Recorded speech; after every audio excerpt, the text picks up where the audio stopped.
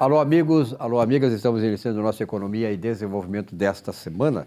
Estamos chegando aí já na segunda parte do mês de setembro, daqui a pouco outubro, está entrando na primavera agora, enfim, e temos aí a responsabilidade, no dia 2 de outubro, de traçar os destinos do país. E nós sabemos que nós precisamos manter valores, né, importantes para esse país, que a pátria, amor à pátria, a família e, sobretudo, a liberdade, né?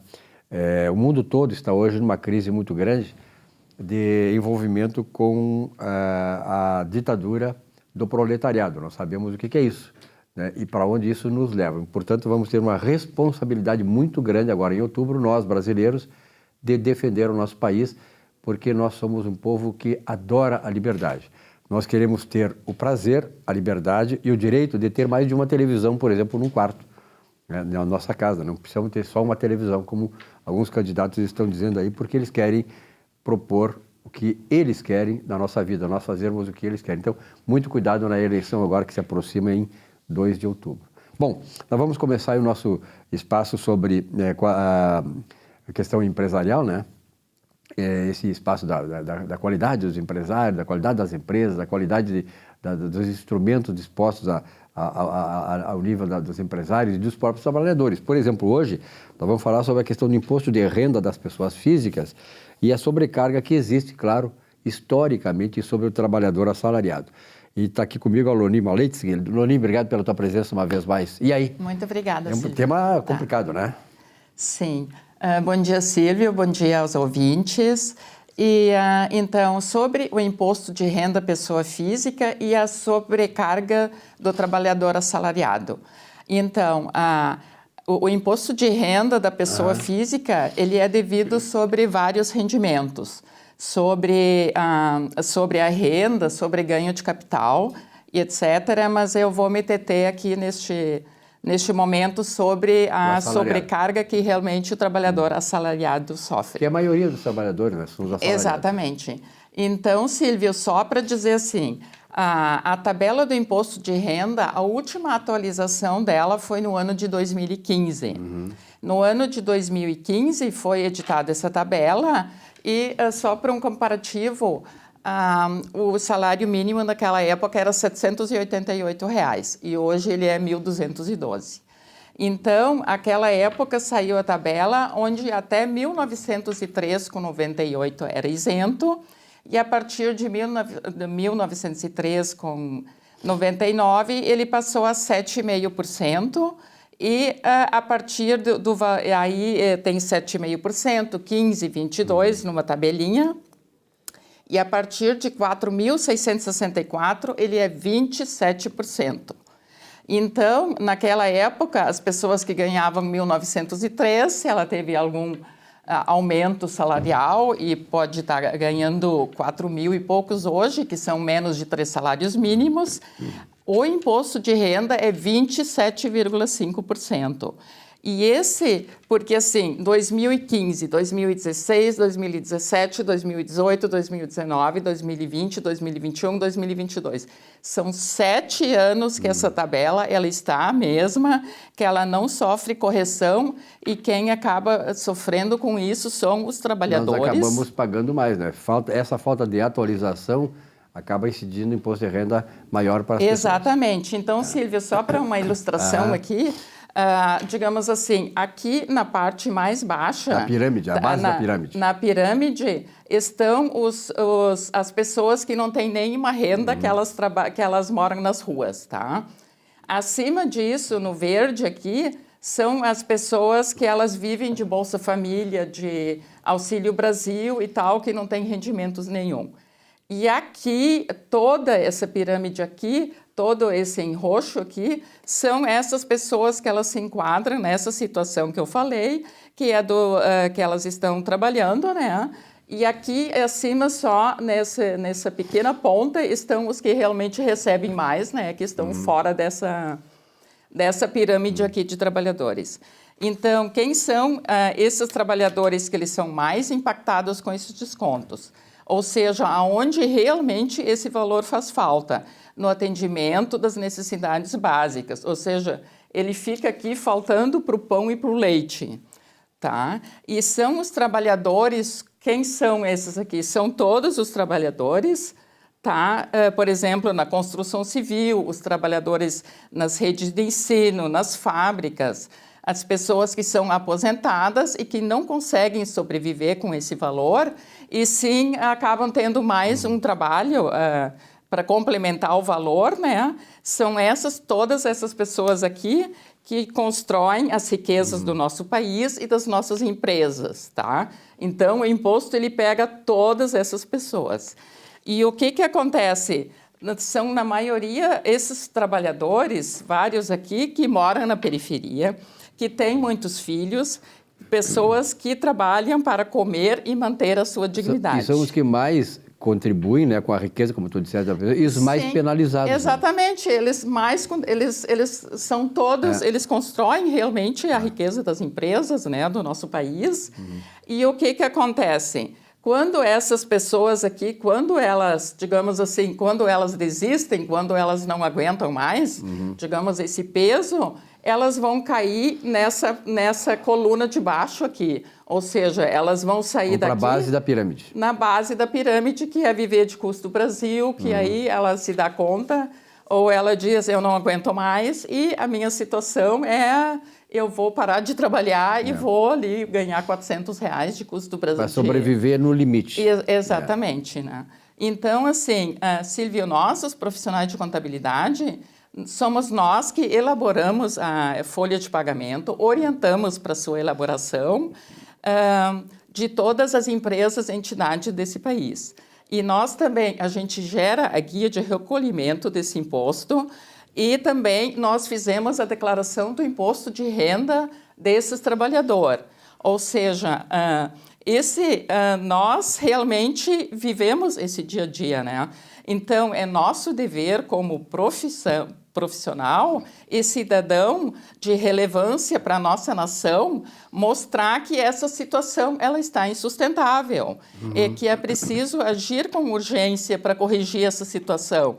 Porque depois que ele realmente sair dessa aqui e cair nessa pirâmide para ser sustentado pelo Estado, pelo país, a questão piora, né? Ele não vai gerar riqueza, ele vai ser só um custo da sociedade. Exatamente. E vai pesar muito no orçamento do Estado. E isso está realmente, isso vai estar ocorrendo com força se não for feito nada nessa questão de atualização dessa tabela, que está há 7 anos nessa situação. Congelada. Congelada, né? Então, eu quero continuar dizendo que nós, os profissionais da contabilidade, nós somos mais de 500 mil a nível Brasil e mais de 37 mil no Rio Grande do Sul. E que, nesse sentido, nós devemos somar forças junto às entidades que nos representam e também as entidades que representam os empreendedores e o empresariado para a busca de soluções conjuntas. Perfeito. Porque essa situação, ela diz respeito a todos nós, né? E nós ainda estamos, digamos, inseridos diariamente nessa questão. Vivendo todo esse drama do trabalhador. Vivendo todo esse drama, exatamente. Nós ouvimos o depoimento desse trabalhador, quando na declaração do imposto de renda eu digo para ele assim, olha, deu 2 mil, 3 mil a pagar. Aí a pessoa leva um susto e não sabe... Ainda vai ter que pagar, né? Exatamente. Vive no limite da sobrevivência e ainda tem que pagar imposto. Sim, e muitas vezes pessoas sem instrução nenhuma, pessoas até que têm dificuldade de entender o que é isso, né? Perfeito. Porque nunca pagaram e agora elas estão entrando nessa tabela aqui. Loni, muito obrigado por esclarecimentos importantes, né, e oportunos para aquelas trabalhadoras e, sobretudo, para os empresários, que também podem ajudar e lutar, né, com a sociedade, porque isso vai ser um grande bem social. Obrigado, Loni. Até a próxima. Muito obrigada, Silvia. Olá, a família é a maior criação de Deus. Foi a fórmula genial de manter homem e mulher unidos, dependentes um do outro e perpetuar a espécie. Ao longo do tempo, a família se tornou fonte de valores humanos e civilizatórios, tornando-se porto seguro para seus componentes e dando-lhes a paz e a consciência da importância do grupo humano. Por isso, sofre ataques e ações para destruí-la. Sua destruição será, creiam, o sucumbir da própria civilização. Nossa natureza exige o pertencimento de grupo e a família é o grupo imprescindível. Salve a sua família. Diga não às ideologias assassinas que buscam exterminá-la. Você será um soldado de Deus nesta guerra sem tréguas. Boa semana.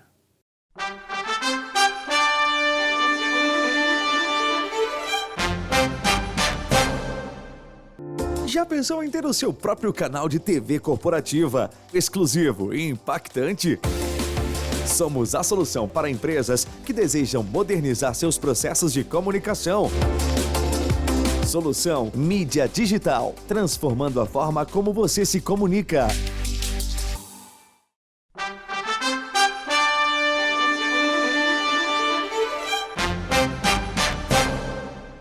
Olá a todos os telespectadores do programa Economia e Desenvolvimento. Tradicionalmente, em setembro, além de comemorarmos a Semana Farroupilha, e deixo aqui um abraço para todos os gaúchos, nós temos em setembro a campanha Setembro Amarelo, que visa conscientizar sobre o suicídio. O suicídio é algo mais frequente que imaginamos. Todavia, para não ser incentivado, as notícias não nos chegam pelos veículos tradicionais de comunicação, apenas ficamos sabendo pelo boca a boca. Se pensarmos bem, existem diversas formas de se suicidar.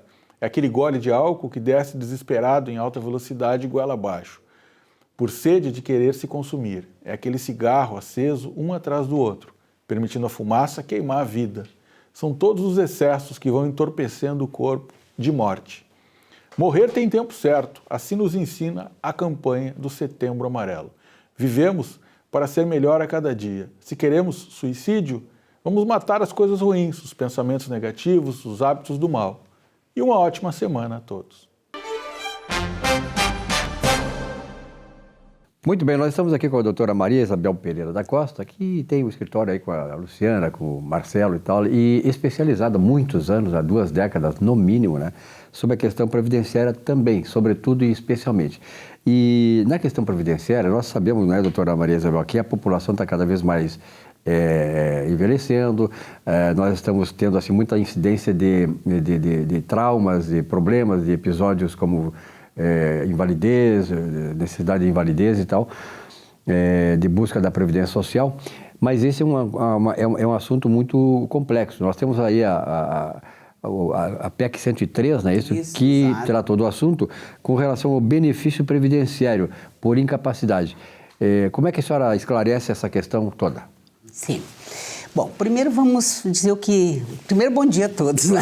Bom dia a todos.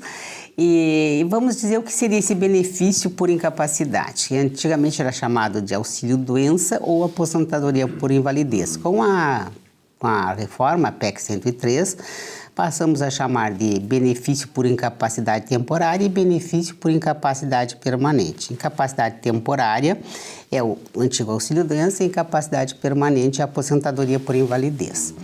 E a gente tinha uma coerência na concessão desses benefícios, que quando nós tínhamos o benefício por temporário, a incapacidade, além de ser parcial, ela era temporária, né? Pode até também ser total, mas temporária. Ia passar, então por isso o auxílio-doença. E o outro é quando a incapacidade é total e permanente, ou até mesmo uma parcial e permanente, que daí geraria um outro tipo de benefício, que também é o auxílio acidentário, né? E, então, conforme a graduação, era pago a prestação, a renda mensal inicial para o beneficiário. Então, quando era o auxílio-doença, nós fazíamos, o jeito de fazer o cálculo era assim, pegava de 94 para cá e tirava dali as 80 maiores contribuições e fazia a média ali. E daí o auxílio-doença ficava com 91% dessa média. E quando era aposentadoria por invalidez, daí pegava 100% dessa média, né? Mudou tudo com a 103, com a emenda 103, e nós passamos a não pegar total todas as contribuições, não abandonar mais 20% das mais baixas. 100% das contribuições. 100%, que aí já baixa um pouco a média. E além do mais, o auxílio-doença, então a temporária, fica com com essa média, né, considerando já um pouco mais baixa, mas fica com essa média. E quando se trata de aposentadoria por invalidez, que criaram uma regra nova em relação à aposentadoria por invalidez, que tu não tem mais os 80% mais alto, tu faz a média de tudo, que já baixou, e pega 60% dessa média, e a partir de 20 anos de contribuição, o que exceder a 20 anos de contribuição a cada ano, 2%. Então, tu pode estar num auxílio-doença com uma renda mensal mais alta do que lá, porque lá tu vai pegar 60% só se tu tiver. Se for mulher, 15 anos, e se for homem, 20 anos, para a partir dali começar a contar.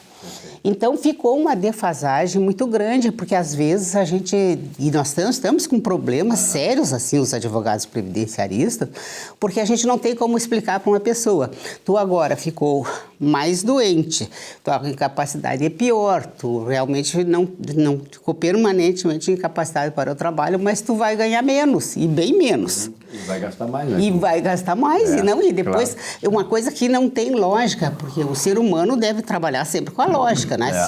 Se o prejuízo, se a incapacidade é menor, se o prejuízo para o esforço físico, para produzir seu sustento é menor, ele ganha X. Se ele é pior, que ele não tem mais jeito, tem que ganhar X mais Y. Isso seria uma lógica. Ele tem recurso, né? Só que o contrário, ficou X menos Y. Então, eu vou dar um exemplo para ficar mais claro. Vamos imaginar um nome fictício aí, Mário. Vamos dizer que o Mário tenha a média dele de 3.500 por mês e tenha 22 anos de trabalho. Então, se ele tivesse, pelas regras anteriores à reforma, ele teria a sua média lá de 3.500 e era isso que ele iria receber. Agora, como mudou a regra, ele vai receber 60% dos 3.500 e como ele tem 22 anos, então mais 4%. Então nós vamos pegar os 3.500 e fazer, a média dele vai tirar 64% desses 3.500, ele vai passar a receber 2.240 porque ele ficou pior, porque ele ficou mais doente, porque ele agora se aposentou. Então é uma coisa assim... É ilógica, né? Mas não é só ilógica, ilógica e desumano, injusto, um absurdo. Nós, como advogados, temos trabalhado muito, né? Eu sou da Comissão de Seguridade Social da OAB e sou conselheira também da OAB, né?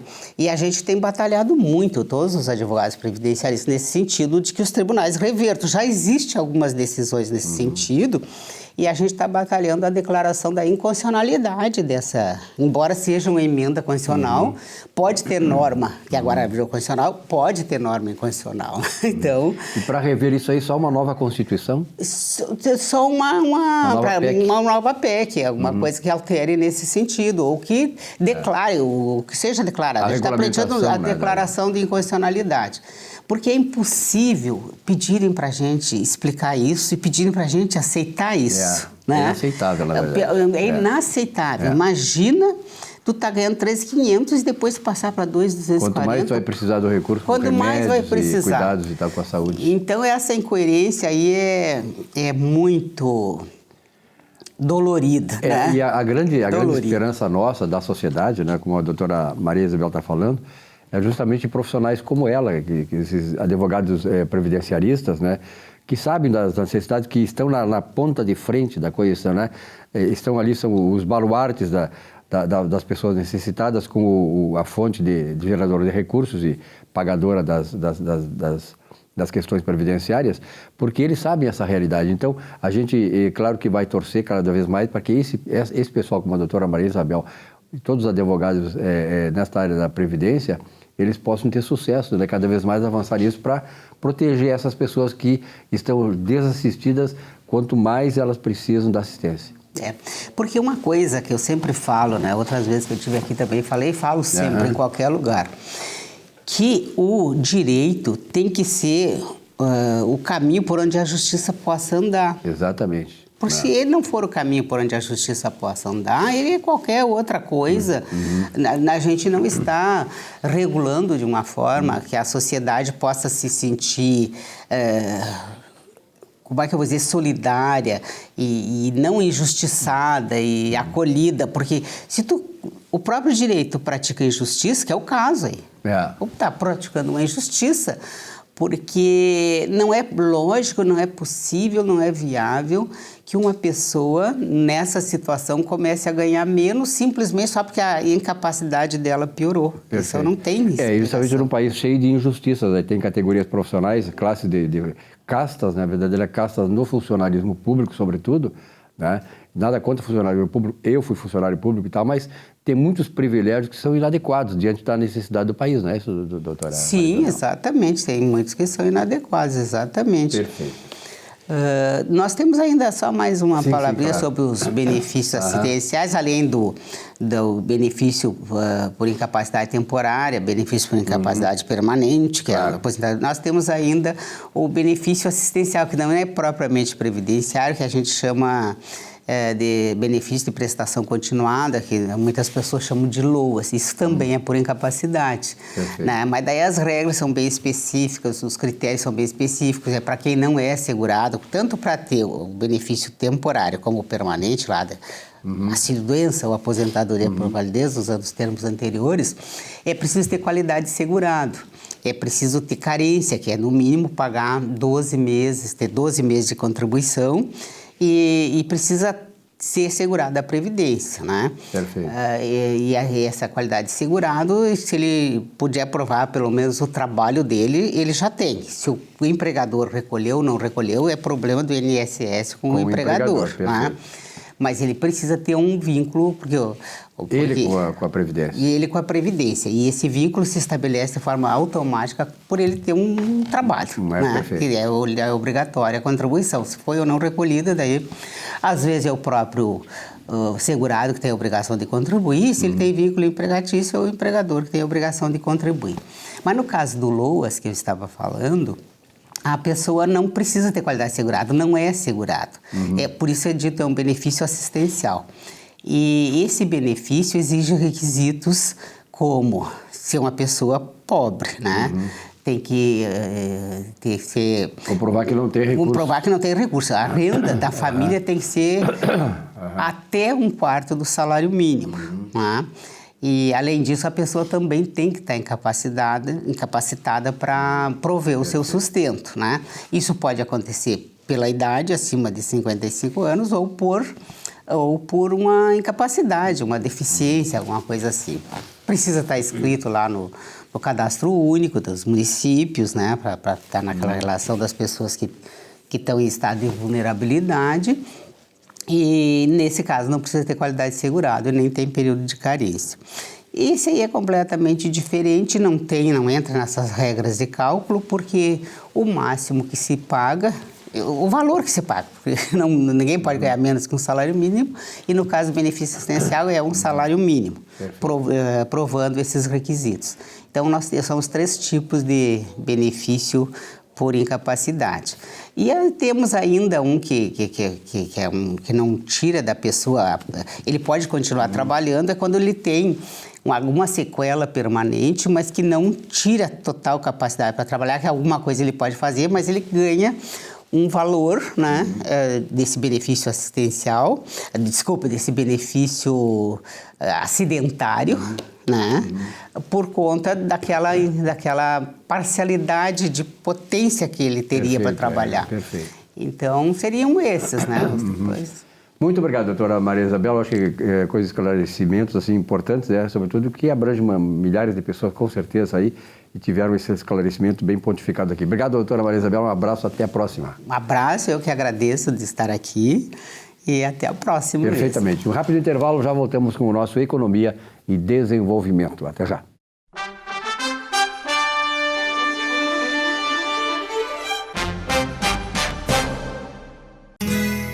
Ser gaúcho é preservar as tradições, é valorizar a educação e acreditar que um futuro melhor nasce nas páginas de um livro. É nossa tradição trabalhar duro.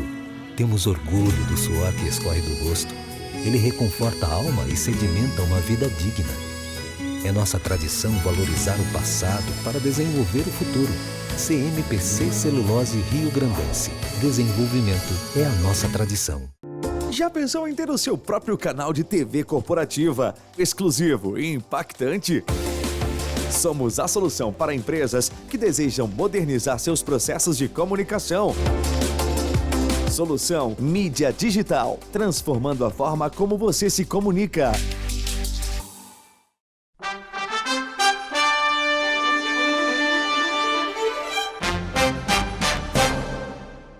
Muito bem. O setor habitacional no Brasil sempre foi marcado por ciclos, né? A economia, de modo geral, a economia ela se sustenta, se mantém através de ciclos econômicos. Ciclos longos, ciclos curtos e tal, mas sempre ciclos de altas e baixas e tal, a estabilidade, enfim, todas essas coisas são parte da economia.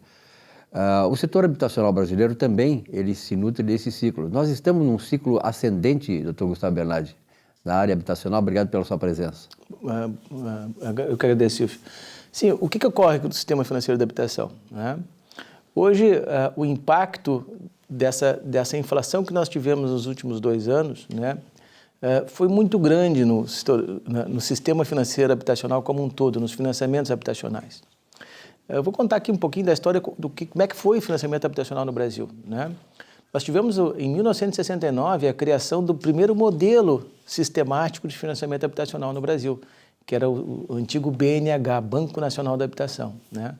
Naquela época, você financiava, ainda que a longo prazo, mas vinculado à correção do seu salário, da sua categoria profissional, né?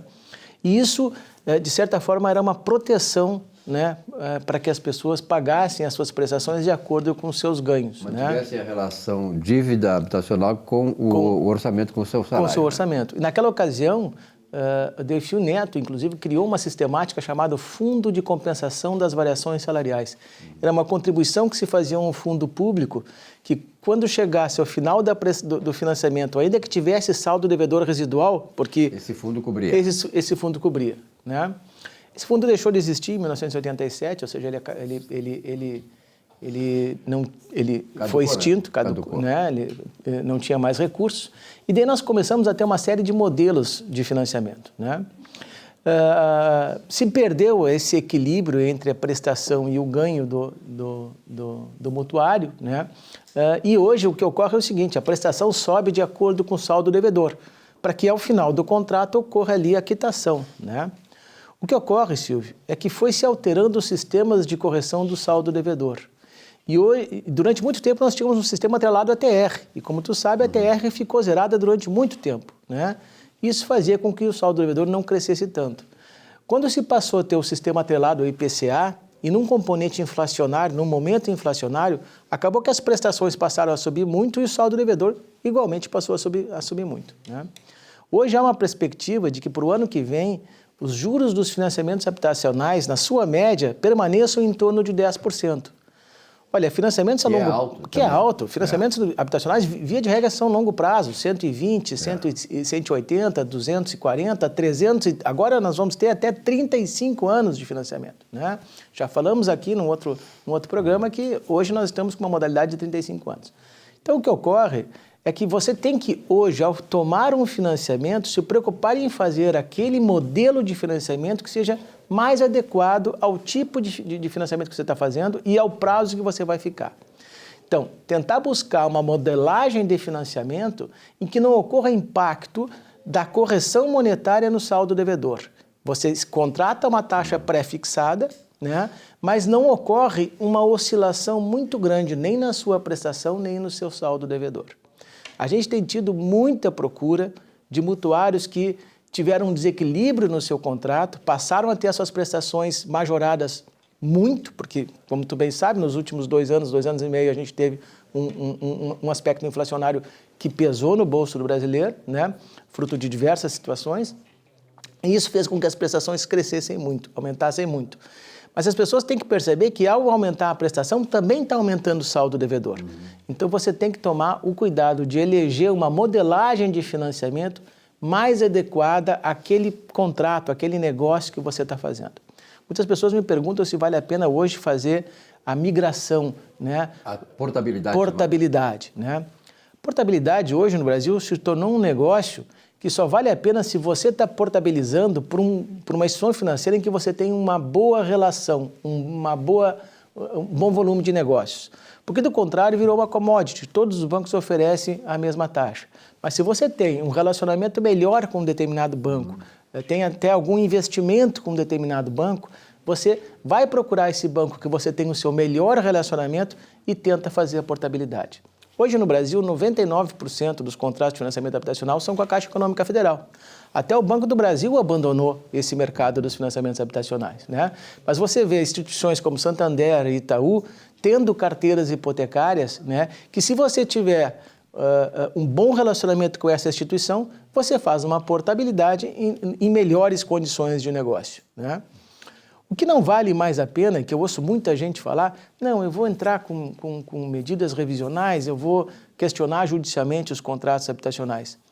Isso não é mais uma vantagem, porque os tribunais já pacificaram o seu entendimento e, na grande maioria, validam aquele contrato assinado com uma instituição financeira. O sistema financeiro do Brasil é altamente regulamentado, né? Todos os bancos executam contratos padronizados de acordo com a legislação. Então, é uma aventura jurídica entrar numa discussão judicial desses contratos. A não ser que tenha ocorrido um desequilíbrio muito grande, né, um desequilíbrio fora do esperado, em que daí o judiciário entra para tentar reequilibrar aquele contrato. Mas eu acho que o grande conselho que eu quero deixar aqui para todos vocês é de que fazer um contrato de financiamento habitacional, que via de regra são valores altos, a longo prazo, exige um cuidado enorme na hora da contratação. Então, procure ter a melhor orientação possível na hora da contratação. Porque se você vai ficar atrelado a esse contrato durante muitos anos, Silvio. É verdade, bastante, praticamente a metade da vida, no mínimo a metade da vida útil, né, do camarada, né, a partir do trabalho de 18 anos, 17, 18 anos, enfim. Doutor Gustavo Bernardi, a questão da economia, ela tem muita ligação direta em relação a essa questão desses chamados ciclos econômicos, que eu falei aí, nós estamos numa situação de queda da inflação, né, aumento da empregabilidade, quer dizer, o PIB crescendo, quer dizer, são todos três fatores principais que alavancam a economia. Isso ajuda, de certa maneira, também o mercado habitacional. Sim.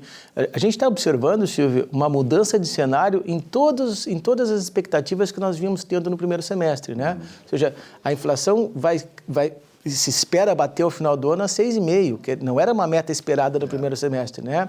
A empregabilidade teve um decréscimo de 2% esse ano, que não era... Pode fechar em 8%, o governo pegou com 14%, vai passar quase metade. Exatamente, né? O PIB está se esperando chegar a 3% este ano, num ano em que nós tínhamos uma previsão de decréscimo.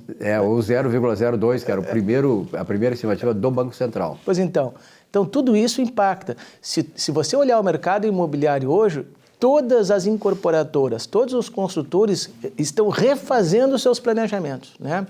O que se espera é que talvez os reflexos da pressão externa para o ano que vem ainda não permita que o mercado imobiliário, que aquele que é o investidor, aquele que é o incorporador, realize todos os seus projetos, né? O dono do capital ainda está muito preocupado com a segurança e a estabilidade externa. Mas o Brasil já mostrou que continua sendo um excelente mercado para o mercado imobiliário, para quem opera no mercado imobiliário. Como sempre foi, Silvio, né? O mercado imobiliário no Brasil, já falamos aqui, ele é pujante, ele sempre foi uma locomotiva de empregos, ele sempre foi uma locomotiva de negócios, né? Então, se você dá previsão econômica e segurança jurídica, o mercado imobiliário vai caminhar por si mesmo sempre. Hoje me parece que a segurança econômica, o que é a segurança econômica? Ela está embasada em vários indicadores econômicos de perspectiva de crescimento do PIB, de redução da taxa inflacionária, de aumento das oportunidades de emprego, né? De liberdade econômica. Então, uma série de fatores estão contribuindo para isso. O problema todo, me parece, no Brasil, doutor Gustavo Bernardi, o senhor que é advogado, que tem experiência também nessa área, é a questão que fica na insegurança jurídica. Nós estamos num ano de eleições, há, de certa maneira, a extrapolação de alguns segmentos e algumas instituições, como o Supremo Tribunal Federal, que, de certa maneira, corroem um pouco a segurança jurídica, isso também abate os investimentos, né? Sim. Nós estamos agora, só para fazer um exemplo disso, nós estamos agora aqui realizando o censo, né? o censo é o maior orientador, o censo demográfico é o maior orientador dos investimentos na área imobiliária, né? Quando a gente observa o mercado imobiliário, vendo as regiões para onde vai crescer o país, né? Isso deveria ser o suficiente para o planejamento econômico das empresas. Mas hoje se leva em consideração que as leis no Brasil, a legislação brasileira, ela tem uma interpretação que é a interpretação do legislador, que é aquele que criou a lei, e de fato nós temos muitas vezes uma outra interpretação de que é quem julga a lei. E isso traz a maior insegurança jurídica para qualquer investidor em qualquer área, né? Você precisa entender que quando o investidor vai tomar uma decisão de negócio, ele leva em consideração de que aquela lei a qual ele está se baseando no seu negócio tem aquela interpretação que ele espera. Quando ela passa a ter outra, Silvio, isso desestimula negócios e causa uma grande insegurança a qualquer tipo de investimento. E na verdade o Brasil tem que aproveitar esse momento, né? Porque a gente vê assim no mundo todo, segundo dados que os institutos de pesquisa fora aqui do Brasil estão estimando, nós temos quase 45 trilhões de reais, né? Que estão buscando, aliás, trilhões de dólares. Isso é mais do que duas vezes a economia americana, que é em torno de 23, 24 trilhões de dólares. Então, são investimentos que estão aí, né? Pelo mundo todo, tentando um porto para aportar, na verdade, né? E o Brasil é um desses segmentos, né? Digamos, é uma fonte inesgotável de oportunidades para esses investimentos. Mas a gente tem que ter uma certa confiança de que, realmente, eu acho que o pior está passando, né, doutor Gustavo? Eu acho que sim. Eu acho que, não só do ponto de vista econômico, no cenário econômico, mas também eu acho que no cenário de estabilização do país, né? Eu acho que se espera de que a gente não tenha mais trancos e barrancos, né? Solavancos, soluços, né? O Brasil sempre foi conhecido como um país de soluços, né? A economia subia e descia, subia e descia, né? Então, acho que a gente espera uma maior normalidade.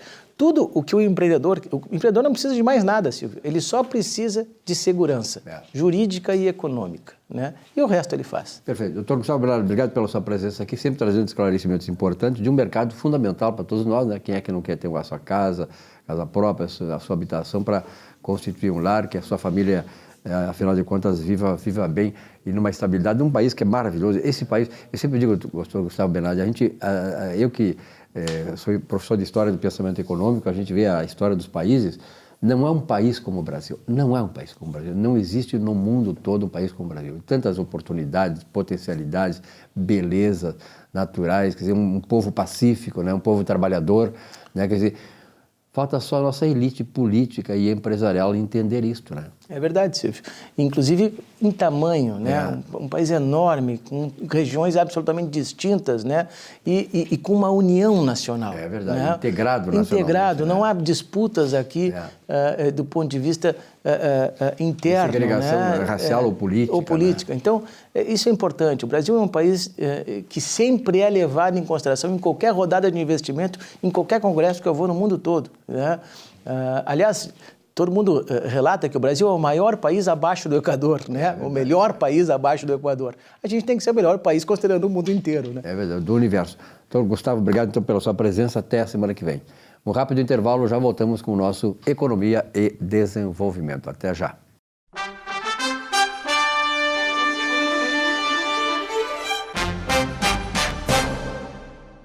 Já pensou em ter o seu próprio canal de TV corporativa, exclusivo e impactante? Somos a solução para empresas que desejam modernizar seus processos de comunicação. Solução Mídia Digital, transformando a forma como você se comunica.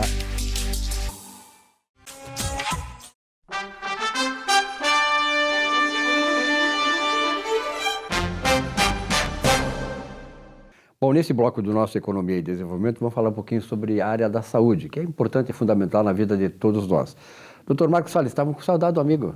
Opa, a mesma coisa. Nosso cirurgião buco-maxilofacial, é isso? Isso, o nome bonito, né? Buco-maxilofacial. Complicado, mas é importante, né? É, bonito. Bom, doutor Marcos, as pessoas naturalmente cada vez mais elas estão dando valor a essa questão facial e tal, de rejuvenescimento, etc. E tal. O senhor trabalha muito com a questão de colocação de fios e preenchimento facial. Com relação aos fios, por exemplo, quando é que é necessário fazer isso? que tipo de pele, que tipo de problema no rosto, na face? Sim, a gente sempre pede que o paciente compareça, né, ao consultório para a gente fazer uma avaliação mais profunda, mais detalhada. Os fios, eles servem como assim, uma introdução à sustentação dos tecidos faciais, né? Existem a bioplastia que a gente faz hoje também com as mesclas, né, com ácido hialurônico, para poder dar uma qualidade de tecido melhor. A pele fica mais bonita, mais viçosa e evita algumas quedas que a gente chama de pitose, para no futuro a gente ter uma saúde da pele muito mais estruturada.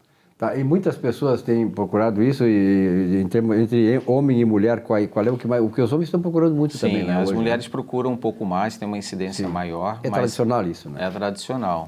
E os homens também estão procurando, porque a gente usa o fio para várias finalidades, né? Não só simplesmente pela questão da estética, né? É para a saúde mesmo, porque a gente tendo uma pele saudável, a gente vai ter uma pele bonita, né? Então é interessante que se faça isso. Cuidar primeiro da saúde, para a gente saber que vai ter um resultado muito bom lá na frente. E os jovens estão também buscando isso, porque na verdade essa cultura toda de embelezamento, da cultura da beleza facial, da beleza do corpo e tal, é uma coisa muito introjetada na cultura do brasileiro hoje. Os jovens também estão procurando. Eu acho bem interessante essa questão do jovem, assim, quanto mais cedo começar a fazer a prevenção, claro que indicado, né, não uma coisa que vai fazer simplesmente pela questão só da beleza, né? Indicado é interessante fazer. O que se não pode fazer é o a mais, né? Fazer muita coisa para que tenha uma expectativa de olha, eu faço isso, vai ficar todo mundo com o rosto meio igual. Não fica com o rosto igual. Quem define e quem decide é o cirurgião com o aconselhamento do paciente. Então é interessante a gente conversar bastante com os jovens sobre isso. Perfeito. E o senhor dá muito curso, né? Eu sei que o senhor viaja muito aqui, inclusive no interior e fora, aqui inclusive do Brasil, né? Como é que estão os cursos, inclusive feitos lá mesmo na própria clínica? Isso, a gente consegue fazer os cursos lá de fios, de toxina botulínica, de ácido hialurônico, de preenchimento de boca. Agora, dia 27 de setembro, eu estou indo a Vitória, no Espírito Santo, né? Passar 3 dias fazendo o curso lá, divulgando o curso, né? E a clínica. Ali na clínica também, nessa oportunidade dos cursos, é interessante dizer que nós temos pacientes que são modelos. O que elas fazem? Essas pacientes modelos, elas vão pagar só o custo operacional, não vai pagar o lado profissional. Então fica muito mais acessível para quem não tem essa condição imediata, às vezes acha que é um sonho inatingível, né? E consegue resolver com pouco dinheiro, tratar da saúde e ficar super bem.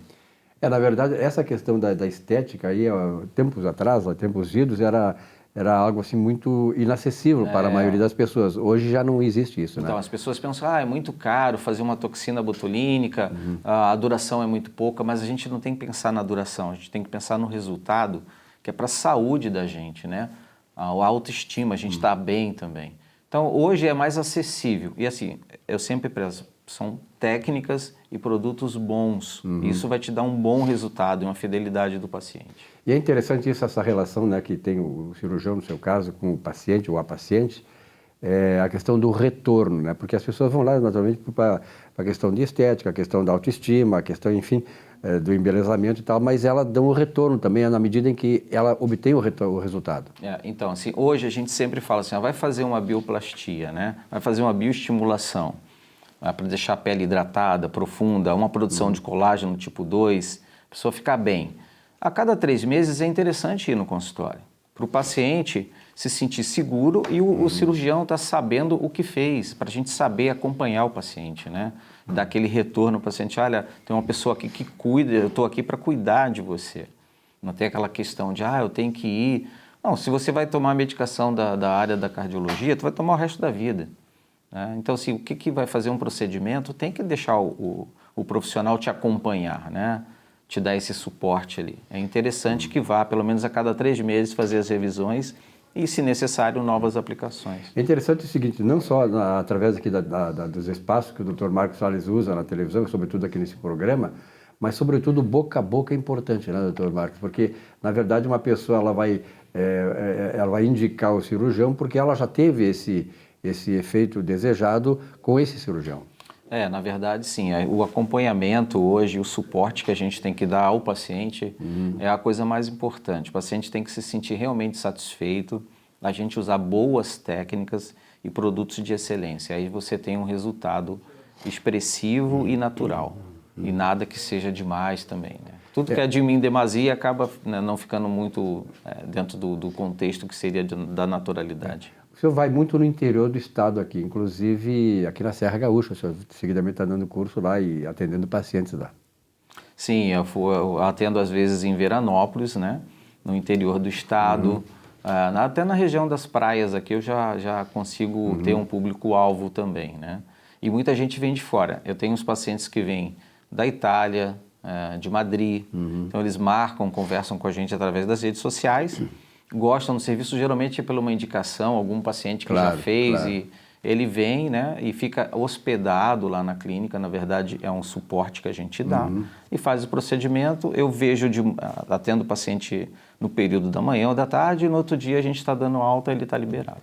Então, os próximos a serem entrevistados aqui, eu digo os próximos porque são os filhos do Marcos. A gurizada, como é que tá? Tá bem, tá bem. Eles passaram no concurso lá do Colégio Militar, né? A gente veio antes aqui, eles estavam estudando, se preparando. Foi um orgulho para toda a família. Os dois passaram, um passou em 7º, o outro passou em 8º no curso, né? Eles têm ótimas notas, é um orgulho para a família. Estão bem felizes com o resultado. Que maravilha. Um grande abraço. Traz eles aqui na próxima, né, Marcos? Eu sei que eles têm uma agenda também como tu, né? Tem essa gurizada, né? Tá fácil, né? Com certeza. Eles adoram jogar bola, também continuam jogando bola, fazendo esporte. Que maravilha. Um dia tudo nessa agitação aí. Marcos, um grande abraço. Apareça mais vezes. Com certeza, Silvio. Obrigado pelo carinho. Até a próxima. Até a próxima. Muito bem, neste bloco da área da saúde, né? Nós estamos hoje com esse bloco, o terceiro bloco do programa da área da saúde. Estou recebendo com muito orgulho aqui o Dr. Silvio Pereira. Tem um bom nome, né, Silvio? Obrigado pela tua presença aqui. Meu xará. Esse nome é maravilhoso, né? E ainda ele é de Rio Grande, Rio Grandino, né? Rio Grandino, com orgulho. Natural de Rio Grande. Mas percorreu o Brasil inteiro aí, né? Já percorri, já morei em diversos lugares, já conheci várias culturas. E acho que isso que é muito enriquecedor. Que legal, né? Ter contato com outras regiões enriquece muito até nos pensamentos. Né? É verdade, abre a cabeça, né? Porque o gaúcho é bairrista, né? É verdade. O baiano, eu gosto muito da Bahia, fui muitas vezes a trabalho na Bahia, em Salvador e tal, né? E realmente o baiano tem algumas coisas iguais a nós, assim, eles são muito apegados à sua tradição, né? O baiano, e tem uma coisa que eu percebi morando, né? Que a gente tem uma ideia do baiano preguiçoso. Não, o baiano é prático. Trabalhador. Prático e trabalhador, é verdade. E ele trabalha e deu para a vida dele. Ele não trabalha para acumular muitos bens, mas ele trabalha para viver bem. Para viver, com alegria. O baiano é muito alegre, um povo muito alegre. O que ele produz, ele procura aproveitar isso, né? Bom, o doutor Silvio esteve aqui, está aqui naturalmente porque ele é médico, cirurgião geral e cosmético. Nos Estados Unidos é chamado de cosmético, mas aqui é estético, né? Estético, cirurgia estética. Cirurgia estética e tal. E temos a clínica, que é uma clínica multidisciplinar, onde trabalhamos toda essa área. Trabalha com cirurgia plástica também, cirurgia capilar também estamos trabalhando atualmente. Implante capilar, né? Você está falando com... Não só o implante, mas também o cuidado com esse cabelo. Exatamente. Já ouvi muitos comentários que a pessoa faz depois, caiu. Não, tem que ter o cuidado com esse cabelo. E aí, esse é um diferencial, a gente procura cuidar, tratar realmente. Interessante essa colocação que o senhor faz aí, quer dizer, implanta, mas tem que cuidar, cai. Pode não cuidar, cai novamente. Aí varia assim, em função de várias alterações que podem ocorrer com o couro cabeludo ou ainda, e principalmente, endógenas, tanto nutricional quanto alterações hormonais. Então, a gente tem que pensar nessa área também, porque senão eu planto... Imagina fazer uma plantação. A gente trata, cuida, mas tem que irrigar, tem que ter de onde se manter aquela... A gente prepara a terra, né? Tem preparo da terra. Prepara, tal, mas depois também, muitas vezes tem que adubar de novo, muitas vezes tem que botar alguns produtos para cuidar, para vingar. O cabelo também passa por essa... Doutor Silvio, vou lhe fazer uma questão que é a seguinte, que eu tenho observado, a gente que circula muito aí e tal, mulheres perdendo cabelo. É uma queixa muito comum. É uma queixa muito comum das mulheres. Perda de cabelo, é normal perder cabelo, tá? Perda de cabelo é em torno de 100 fios, em média, por dia. Tá? Começa a aumentar muito, chega a 200, 300 fios por dia, já é uma queda acentuada. Quantos fios de cabelo uma cabeça normalmente tem? Em torno de 100 a 150 milhões de fios. Milhões. Isso. Com isso... o que acontece? Parece que não tem muita queda. O Saúl aqui já está com 50 e pouco, né, Saúl? Não, mas ele está numa fase boa ainda para começar o implante. Isso é um detalhe importante, sabe? Porque às vezes as pessoas imaginam que, para fazer um implante capilar eu tenho que esperar ter uma calvície total. Ou tá lá no meio da cabeça. Né? Não, muitas vezes, pequenas entradas ou médias entradas, eu costumo dizer, que é quando chama mais atenção, já é a indicação de fazer o implante. Porque quando tu faz ali, já consegue reter, já diminui essa queda. E muitas vezes estimula o retorno de outros fios, outros folículos que estavam adormecidos. Isso é bem em pauta hoje. Nas mulheres, como tinhas comentado, muitas vezes as mulheres vão reclamar quando está bem ralinho, né? Mas é uma coisa que dá para atentar. Costuma-se avaliar que a calvície feminina é diferente da masculina, que vai avançando. Na feminina, ela é abrir das águas. Então, aquela linha média vai ficando um pouco mais alargada. A mulher notou que, já está diferente. Antes ficava um risco, agora já está ficando um dedo. Isso já é sinal que já começou uma calvície. Pode levar um pouco mais de tempo, mas já é um indício de uma calvície. E isso tem tratamento, muitas vezes clínico, consegue conter, e até implante mesmo naquela região que faz um reestímulo, repovoando a área. Doutor Silvio, muitas vezes ao longo da minha vida, principalmente quando eu era mais jovem, bem mais jovem, dizia-se que o cabelo caía porque a gente lavava o cabelo todo dia. Isso procede ou não é bem em função disso. Ele tem diversas causas que produzem a queda. O lavar o cabelo todos os dias é manter o cabelo limpo e saudável. Há uma história do cabelo quando lava à noite deixa molhado. O que pode acontecer? Pode estimular a presença de fungos, alguma coisa assim, tornar mais quebradiço. Mas as causas em geral de queda de cabelo, elas podem ser tanto hereditárias, né, hormonais, pode ser nutricional. Tivemos agora na Covid, o pessoal percebeu bastante que houve uma queda, né? Todo mundo reclamando que caiu bastante o cabelo, depois começou a recuperar, porque é uma alteração nutricional. Tanto que na clínica, hoje a gente trabalha com medicamentos injetáveis, que a gente consegue dar uma oferta maior da nutrição, tá? Ou reposição hormonal, se necessário, para que haja essa força de dentro para fora. Ou seja, a gente prepara esse corpo para ter uma melhor resposta. Afinal, a partir dos 30 a gente começa a envelhecer. E isso significa o quê? Os hormônios começam a diminuir. Antigamente a ideia era diferente, a gente vai envelhecendo e os hormônios vão caindo. Hoje já se sabe que, à medida que os hormônios vão reduzindo, a gente vai envelhecendo. Então, no momento que tu começa a tratar internamente para manter a homeostase, para manter o organismo num ritmo, ele vai dar a resposta de acordo com esse ritmo, tanto física, interna, quanto externamente. O senhor é especialista nessa área capilar, né? O cabelo branco, ele tem alguma explicação genética ou é a questão do tratamento? Tem uma questão genética, porque tem muita herança. Tem gente que lá pelos 19 anos, 20 anos já tem cabelo branco. Isso, já tem. Isso já vem, muitas vezes, já vem de família mesmo. Então, se manifesta essa questão genética. Mas também tem o que a gente chama de canice. O cabelo vai ficando mais envelhecido e tem dificuldade de acumular a melanina. Também tem tratamentos que conseguem reverter esse processo, muitas vezes, passando pela parte nutricional. Por isso, hoje é ligado tratamento interno, que é o nutricional, hormonal, tratamento local, pode ser tópico, com loções, shampoos, e tratamento que pode ser um pouquinho mais invasivo, que é a aplicação local de ativos, onde se faz injetável na região. E, lógico, com uma evolução mais abrangente ou mais específica, um implante, né, quando necessário. E hoje tem muitos jovens, né, que já bem jovens estão começando a ter... Nesse sentido, hoje já se prevê, já se percebe, né, que dá para reter, para conter essa queda, para conter essa perda capilar. E os jovens hoje já optam por isso, começam cedo. Até porque, assim, quando a gente faz um implante, vai fazer um cortezinho, vai colocar um fio. não é só o fio que eu estou colocando, aquele corte ali está estimulando a circulação, que é o que mantém esses fios. Então, no momento que está uma área já pouco definida, eu até posso dar o exemplo meu, já estava aqui ó, atrás, uma rarefação, e aí a gente fez a aplicação. O que acontece? A gente renova essa circulação e é um novo estímulo, até para folículos que estavam adormecidos ali ou que já tinham perdido o fio, né?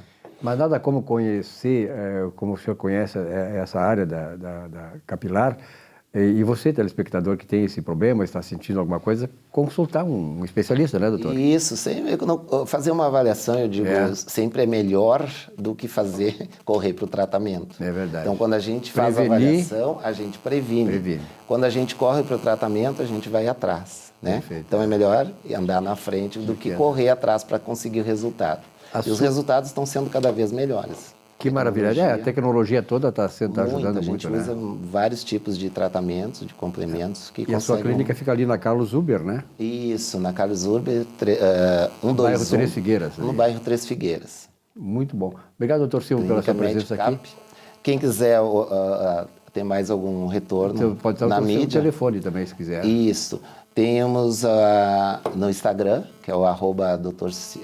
Silvio R. Pereira, e o da clínica, que é @medicap.poa, onde pode ter várias informações e até mesmo fazer o contato conosco para uma avaliação, para uma informação mais detalhada. Doutor Silvio, muito obrigado por muita honra tê-lo aqui no programa e, sobretudo, obrigado pelas informações passadas para o nosso telespectador. Até a próxima. Prazer é meu, foi um prazer de conhecer, né? E ter a honra de poder estar certo, aqui. Até a próxima oportunidade. Nossa Economia e Desenvolvimento fica por aqui. Uma boa semana de trabalho a todos. Até a semana que vem. Até lá.